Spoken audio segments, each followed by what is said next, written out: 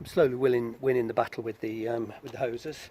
Down to the last few now. Now this one goes to the heater matrix, which is a bit awkward with the engine in situ. I've had to move the dipstick, the transmission dipstick, so I can get my hand in. I've already got one under here. It really can't get in there with the camera. Now this one, this is original. It's completely swollen. This originally was one piece, but it's because of the LPG system. It's been cut and there's a T piece. So let's have a look. I'll put a new clamp on there. That one's a bit of a mess, but I think that's a new hose. Right. So what I'm going to have to do is cut the new one. Let's have a look. I'll just measure it here, and I'm going to cut it about there. See, the LPG system, it takes hot water running through the vaporizer, and it hooks into the heater system. So let me just take a rough measurement, and I'll cut this with a knife. There we go.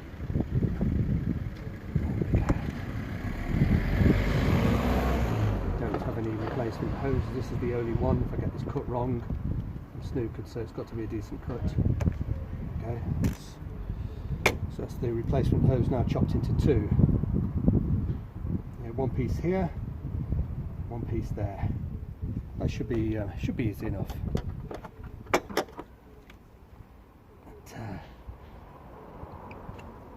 Yeah, these hoses really are old. They're completely swollen, and compared with the replacements, the original looks much bigger.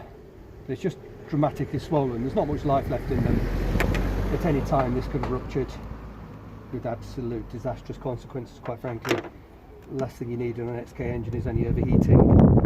Okay, get this one out. Really, let's have a look. Shall I? There we go. That's two out.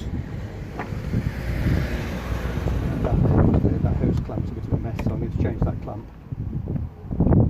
Real mess. There we go. It wasn't very tight, in fact, nowhere near tight enough. So we'll get rid of that. Let's clear this up. I've got some, just give me a few seconds, in fact, to let me just pause the camera and I'll go and fetch some more hose clamps.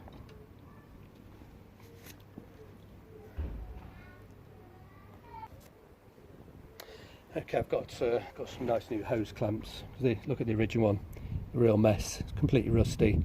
That's been there maybe, I don't know, 10 years or so since the LPG system was fitted.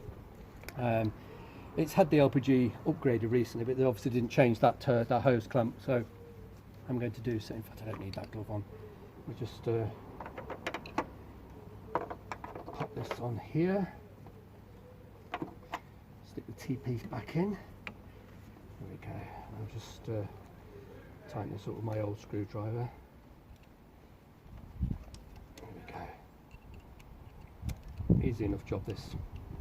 Fiddling around behind the dashboard is very awkward, to be truthful with you. Trying to get my hands in there, no fun. Let's have a look. Right. Right, this one. There's that side.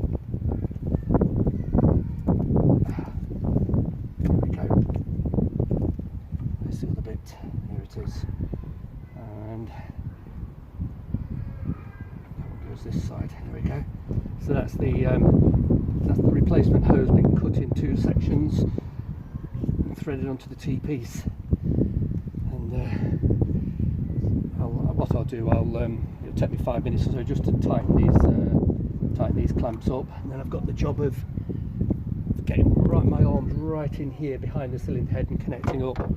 We just take the camera off the tripod. I can try and show you where I've got to fit this to. Not the easiest job with the engine in situ.